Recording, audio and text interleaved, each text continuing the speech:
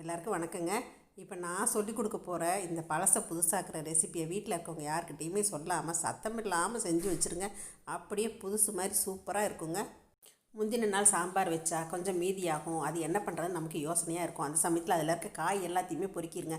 முக்கியமாக கருவேப்பிலையை பொறுக்கிடுங்க. பொறுக்கி எடுத்துகிட்டு அந்த சாம்பாரை மட்டும் தனியாக எடுத்துகிட்டு ஒரு 2 டீஸ்பூன் அளவுக்கு கடலை மாவை கரைச்சி அதில் ஊற்றிடுங்க கொதிச்சிட்ருக்க சாம்பாரில். அப்புறம் காரம் குறைஞ்சிரும் இல்லைங்களா, அதனால் சாம்பார் தூள் தேவைக்கு போட்டுக்குங்க.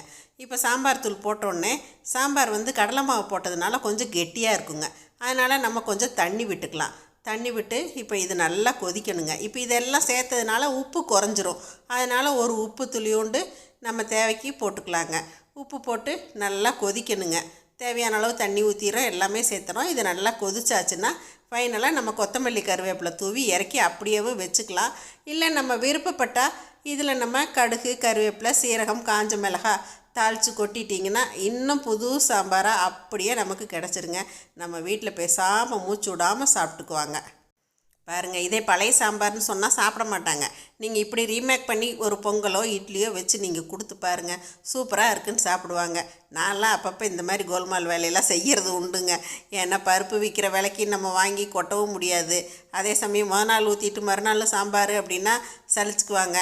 அதை டிஃபனுக்கு நம்ம இந்த மாதிரி ரெடி பண்ணிட்டா பேசாமல் சாப்பிட்டுட்டு போயிடுவாங்க.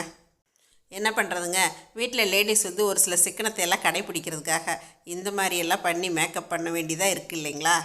ஆனால் இதில் ஒரு விஷயங்க, நீங்கள் அந்த சாம்பாரில் இருக்கிற கருவேப்பிலையை மறக்காமல் எடுத்துடணும். ஏன்னா அது கருத்து இருக்கும், ஃப்ரெஷ்ஷாக இருக்காது. அதனால் கருவேப்பிலை நம்மளுக்கு காட்டி கொடுத்துரும். அந்த கருவேப்பிலையை எடுத்துகிட்டு நீங்கள் புதுசாக பச்சை கருவேப்பிலை மேலால் தூவிடுங்க, இல்லைன்னா தாளிச்சிடுங்க. கண்டிப்பாக அது புதுசாக வச்ச சாம்பார் மாதிரியே தாங்க இருக்கும். இந்த சாம்பார் ஐடியா உங்கள் எல்லாருக்கும் நிறைய பேருக்கு பிடிச்சிருக்குன்னு நினைக்கிறேங்க. பிடிச்சவங்க செஞ்சு பாருங்கள், வேண்டாதவங்க இதை ஸ்கிப் பண்ணிடுங்க.